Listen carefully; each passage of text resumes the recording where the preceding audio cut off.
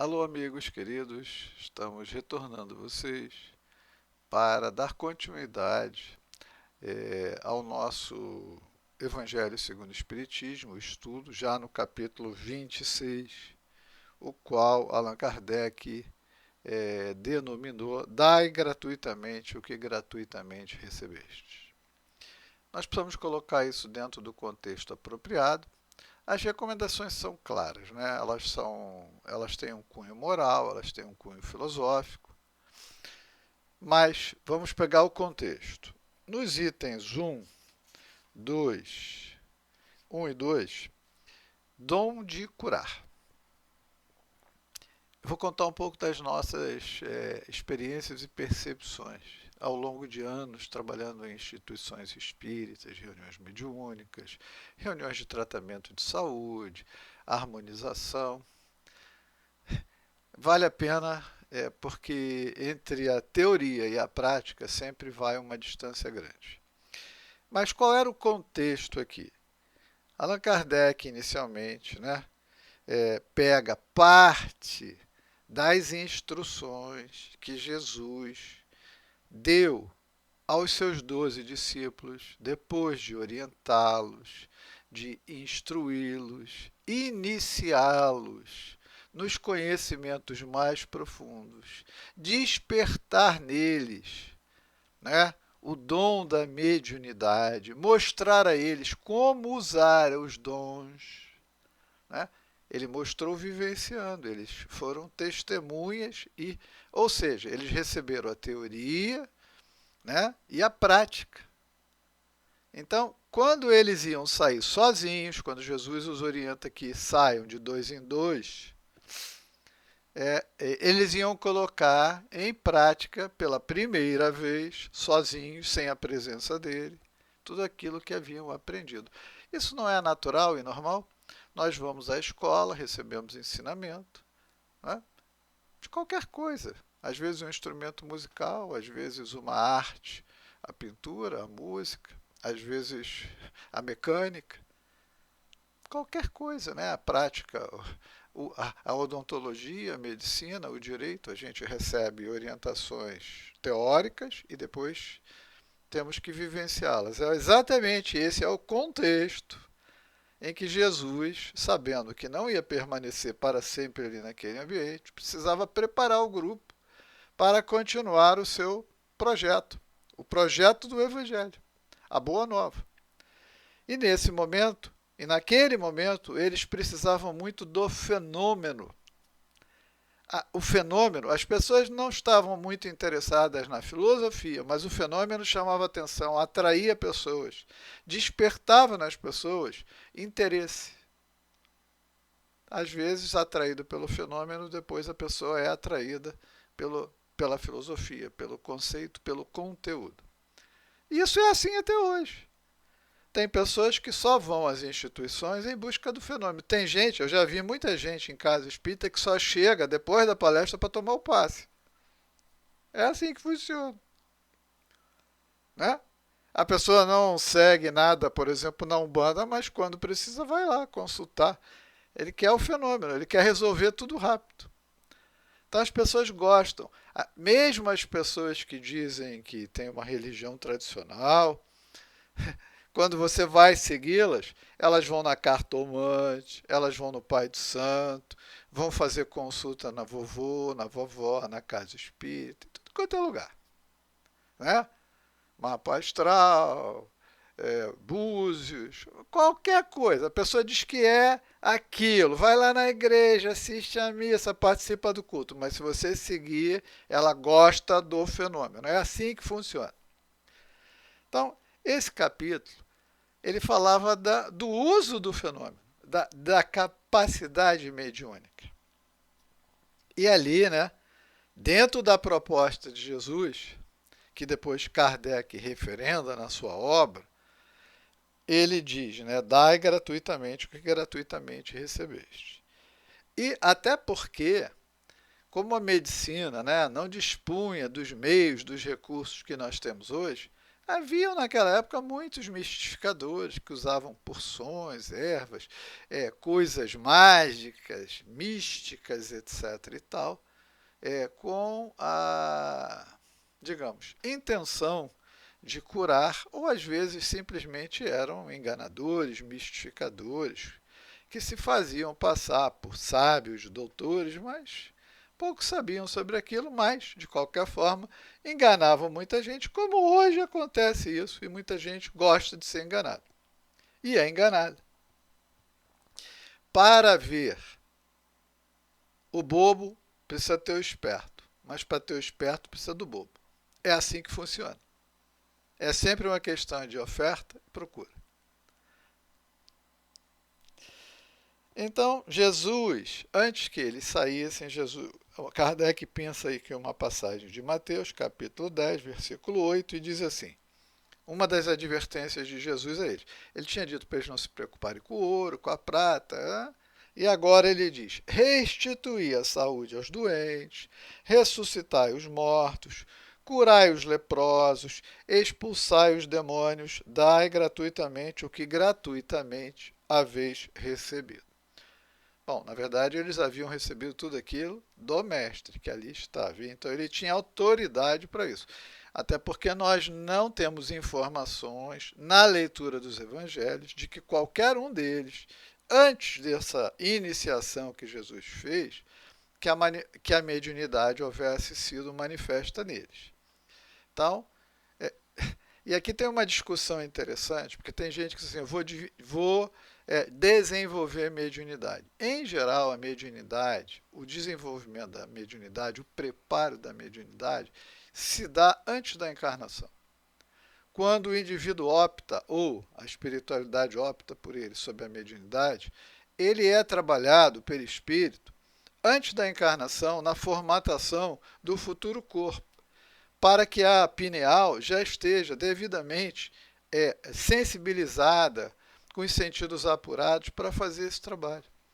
Essa ideia de que você vai desenvolver mediunidade quando você nunca a apresentou, você pode ficar sentado lá horas e horas e horas, você não vai psicografar se você não programou isso e preparou isso. Às vezes a mediunidade foi programada e o espírito anti-encarnado ficou 20, 30, 50 anos em preparo para isso. Estudando, conhecendo. Eu, por exemplo, não tenho nenhuma mediunidade mais ostensiva. Assim, a minha mediunidade é intuitiva, né? Aquilo vem para mim, parece que é uma ideia minha. Eu sei que não é, porque depois às vezes eu falo, meu Deus, como é que eu disse isso? Como é que eu escrevi isso? Às vezes eu estou relendo os meus textos, as apresentações, as palestras, e falo, caramba, mas como é que eu escrevi isso aqui? Às vezes eu não me lembro. Então, aquilo vem como se fosse uma ideia minha. É mais ou menos essa capacidade, eu acho que todos os seres humanos têm, em maior ou menor grau. Agora, a questão da vidência, da audiência e outras capacidades, isso aí, em geral, demanda um preparo prévio antes da encarnação. Então, aqui, Jesus dá uma instrução a eles, né, de que fizessem, digamos, quando necessário, oportuno, realizassem os fenômenos, porque isso seria um instrumento de atenção do público nas cidades em que eles iam percorrer, cada dupla foi destinada para um local, e naquela cidade aquilo despertaria o interesse das pessoas para conhecer a Boa Nova, o Evangelho. E aí, no item 3 e 4, Kardec intitula Preces Pagas. E aí ele mais uma vez capta partes de Lucas, de Marcos e de Mateus, em que está escrito assim: disse em seguida a seus discípulos, diante de todo o povo que o escutava, precatai-vos dos escribas, que se exibem a passear com longas túnicas, que gostam de ser saudados nas praças públicas e de ocupar os primeiros assentos nas sinagogas e os primeiros lugares nos festins, que a pretexto de extensas preces devoram as casas das viúvas, essas pessoas receberão condenação mais rigorosa. Bom, Jesus faz um ataque claro, frontal, ao profissionalismo religioso. Exatamente por isso é que Allan Kardec coloca a doutrina espírita como uma doutrina sem o aspecto de instituição, estrutura religiosa, onde cada um de nós deve viver das suas próprias qualidades e capacidades profissionais e ali na casa espírita doar gratuitamente o seu tempo, a sua energia, as suas capacidades. Eu vou falar um pouco sobre isso um pouco adiante de novo. Mas aqui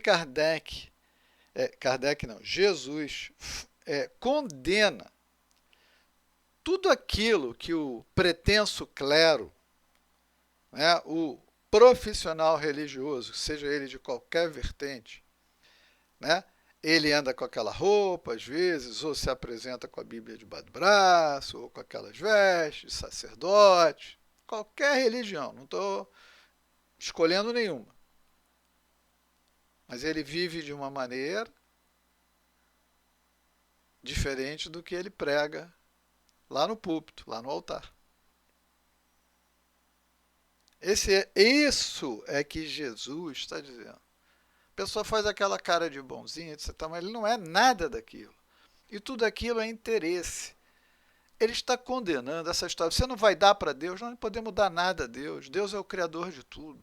Toda matéria vem do fluido de transformação do fluido cósmico universal. Tudo isso é objeto de Deus e de seus assessores, os grandes espíritos que co-criam e projetam mundos. Desculpe. E assim é. E aqui Jesus, então, ataca, porque as pessoas, às vezes, não tinham recursos para comer, para viver, mas tinham que fazer a contribuição no templo. Por isso ele fala sobre as viúvas. Às vezes a pessoa passando dificuldade, não era um bom religioso, um bom judeu, se não fizesse a contribuição. Então aquela pessoa que precisava daquilo para se alimentar ou para qualquer outra coisa emergencial, tinha que entregar sob a forma de tributo ao templo para que as pessoas andassem cheias de roupas, anéis, beijar o anel, beijar a mão, beijar o pé.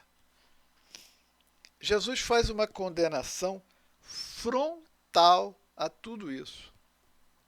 Frontal. Pregam, mas não praticam. Isso também acontece na casa espírita. Eu assisti uma palestra linda. Vai conviver com o palestrante. Vai ver quem ele é. Vai ver como ele procede na casa dele, dentro do ambiente de trabalho dele, para ver se ele é aquilo que estava lá tão lindinho, tão manso, falando lá. Jesus. Aquela voz mansa, etc. e tal. Vai ver no dia a dia se isso é verdade. Eu não estou dizendo que às vezes não é, seria completamente equivocado, mas muitas vezes não é. Eu mesmo, frequentemente me flagro, quando eu falo alguma coisa, eu digo, mas infelizmente eu ainda não sou capaz de ser assim, de proceder assim, de agir deste modo.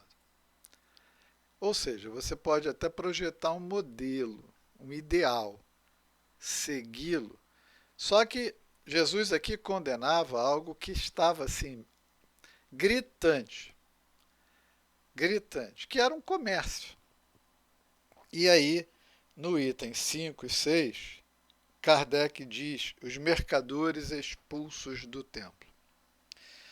Bom, lá, nas práticas que haviam lá, haviam, por exemplo, sacrifícios ou oferendas envolvendo animais, cordeiros, pombos, etc. e tal. E aí, eles levaram o comércio para dentro do templo. E ficavam passando com as mercadorias para lá, para cá, etc. Então, sabe, É como se você estivesse num shopping e as pessoas entrando com carregamentos e passando no meio das lojas. Quando a gente chega na loja, o ambiente está pronto. A gente vai lá, escolhe uma coisa, outra, dependendo do tipo de loja. Mas lá no templo, eles passavam para lá e para cá assim abertamente. E está evidente que os sacerdotes recebiam um percentual de tudo que era vendido. Ele fala dos cambistas, ele fala dos comerciantes. Quer dizer, aquilo ali virou uma praça de comércio, onde deveria ser uma casa de oração, onde devia haver uma ambiência preservada pelo ato da prece, pela entrega, pela sublimação, pela elevação, ali se tornou um mercado. E Jesus faz uma condenação explícita, veemente. Veemente. A casa de meu pai não é para isso. Nas casas espíritas também tem muita coisa que é vendida lá, né? Tem que ter o tempo para o lanchinho, para a cantina, para vender isso, para vender aquilo. É verdade que as casas precisam de recursos para sobreviver e prestar sua caridade. Mas deveríamos pensar um pouco sobre essa maneira de fazer. Então Jesus, né, faz uma veemente crítica a isso. E aí, o item 7, 8, 9, 10, Kardec dedica à mediunidade gratuita.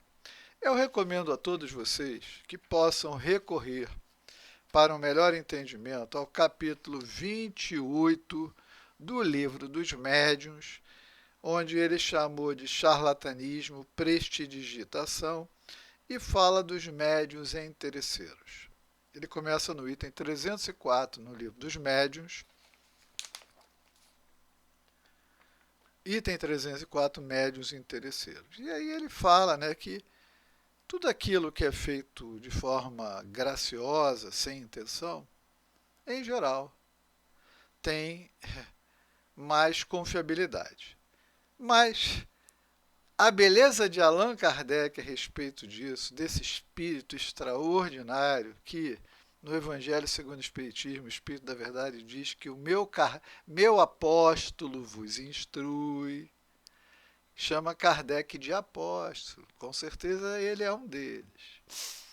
Meu apóstolo agora vos instrui. Vocês podem procurar lá no capítulo 6, já estudamos isso aqui, Consolador Prometido, numa das lições, o Espírito da Verdade, o Espírito Crístico, diz, meu apóstolo vos instrui, referindo-se a Allan Kardec. Então, aqui no item 311 do Livro dos Médiuns, Allan Kardec diz o seguinte, depois de fazer uma série de considerações sobre os aspectos éticos, morais, da mediunidade quando se faz pagar ou remunerar de alguma forma.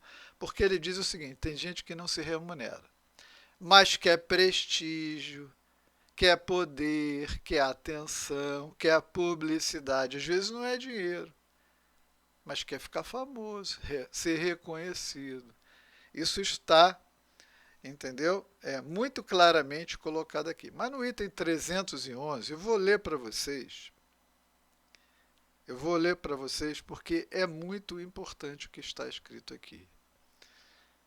Diz Allan Kardec sobre a mediunidade. Apesar destas considerações morais, absolutamente não contestamos, diz Allan Kardec, a possibilidade de existirem médiuns interesseiros, ou seja, que se fazem remunerar de alguma forma, que sejam honestos e conscienciosos. Porque há pessoas honestas em todas as ocupações. Falamos aqui apenas do abuso. Né? Aí ele diz assim, ó, sobre a confiança, desconfiança, o grau que devemos... O médium que agindo com um fim sério e proveitoso, estivesse impedido de empregar o seu tempo em outra atividade e, por isso mesmo, dispensado, aí Kardec grifou, dispensado de outras obrigações, não pode ser confundido com o médium especulador, que premeditadamente fizesse da mediunidade um comércio. Segundo o motivo e o fim, os espíritos podem, então, condená-lo, absolvê-lo ou até mesmo favorecê-lo. Eles julgam mais a intenção do que o fato material. Então, aqui ele está dizendo o seguinte, que existem situações em que a pessoa só tem aquilo para fazer. Ou dedica o tempo todo àquilo, não tem outra ocupação. Ela vai comer o quê? Vai morar onde? Vai pagar as contas como? Kardec, ele coloca aqui. Se a pessoa dedica o seu tempo todo. E aqui eu quero abrir um parêntese de algo que eu percebi ao longo de 30, 40 anos de convivência com a questão da doutrina. Infelizmente, os seres humanos são preconceituosos, imediatistas, nem sempre com os princípios adequados, e eles muito pouco confiam naquilo pelo qual eles não pagam. Você faz um trabalho de amor, e as casas espíritas ao longo do mundo, do país, fazem aos montes. A pessoa muitas vezes não valoriza o esforço, a disciplina dos médios, a entrega, o sacrifício, as horas de estudo, porque é grátis. As pessoas não valorizam o que é grátis. Aquilo que ela paga, ela dá mais valor. Quando você vai no médico e paga uma consulta cara e ele dá um remédio, você toma. Você vai na casa espírita e recebe uma recomendação, faça culto no lar, adquira o hábito da oração, livre-se desse tipo de ação ou vício. A pessoa não segue as recomendações porque é grátis. Por isso os consultórios estão cheios. Outra coisa, o preconceito muitas vezes impede que uma pessoa que precisa muito entre na casa espírita para receber aquilo gratuitamente. Então, às vezes, ela tem que ir no consultório para receber e pagar. Aí ela dá valor, mas ela recebe. Às vezes, ela vai receber exatamente o que ela precisa. E, como Kardec diz aqui, ele diz assim, ó, item 9. Coisa diversa é o talento adquirido pelo estudo, pelo trabalho, e por essa mesma razão representa uma propriedade da qual naturalmente lícito é ao seu possuidor tirar partido. Então, Allan Kardec, embora ele oriente que se faça de graça, ele cria exceções. A pessoa faz uma série de estudos profundos sobre o ser humano, sobre o perispírito, sobre uma série de coisas. Ela monta um consultório, ela paga um aluguel, todos os acessórios que vêm junto com o aluguel, etc. Então e às vezes ela vai dar à pessoa aquilo que a pessoa, por preconceito, porque se diz de uma religião tradicional, e a casa espírita é a casa do demônio, a casa do diabo. Lá eu não entro, porque o fulano, o padre, o pastor disse que lá é um lugar ruim. Mas ela vai na cartomante, ela vai no cara que joga búzios, ela vai lá na Umbanda, vai até no candomblé. Porque a gente vê. Nos tratamentos a gente vê. A pessoa chega lá e se apresenta dentro de uma religião tradicional, mas quando a situação aperta, ela recorre a qualquer coisa. nem sempre as coisas mais éticas. Nem sempre as coisas mais éticas. Né? O que a gente vê nas sessões de desobsessão? Pessoas encarnadas querendo a morte dos outros, a miséria, a desgraça alheia, a família, o poder, a empresa do outro, a mulher, o marido do outro. As maiores maldades. E tudo isso é feito com o uso da mediunidade perversa. Mas é assim que funciona. Então, esse capítulo, né, obviamente, o ideal seria que a mediunidade sempre fosse colocada a serviço do bem e de uma forma gratuita. Mas, dada a própria ignorância das pessoas, ela precisa estar nos institutos, nas terapias alternativas. A nossa benfeitora, Clara de Assis, sob a personalidade seguinte, um pouco adiante de Joana, né? Joana Angélica, Joana de Ângeles, ela faz toda uma recomendação a respeito das terapias alternativas, onde ela valida uma infinidade delas. Elas estão validadas em várias das suas obras e tem uma obra específica que fala sobre isso. Obviamente, o ideal é que elas estivessem praticadas dentro da casa espírita. Eu já disse isso aqui outras vezes.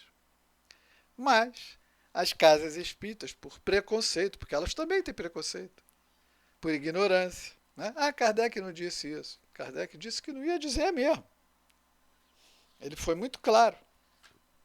Ele disse que não ia dizer, que não estava tudo dito. Também as casas espíritas se fecham, então a pessoa tem que buscar em outro lugar. Então, eu acho que, para você, para mim, o bom senso é que tem que valer. Não vamos condenar ninguém a priori, né? Mas vamos estimular a prática da mediunidade amorosa, caridosa. Mas eu também acho que muitas vezes você fazer com que a sua técnica, suas capacidades, cheguem a uma pessoa, talvez não pelo meio da casa espírita, não deixa de ser um ato de caridade se aquela pessoa receber o auxílio e, através deste auxílio, ela vier a se harmonizar, se curar, se reequilibrar. Ela foi ajudada?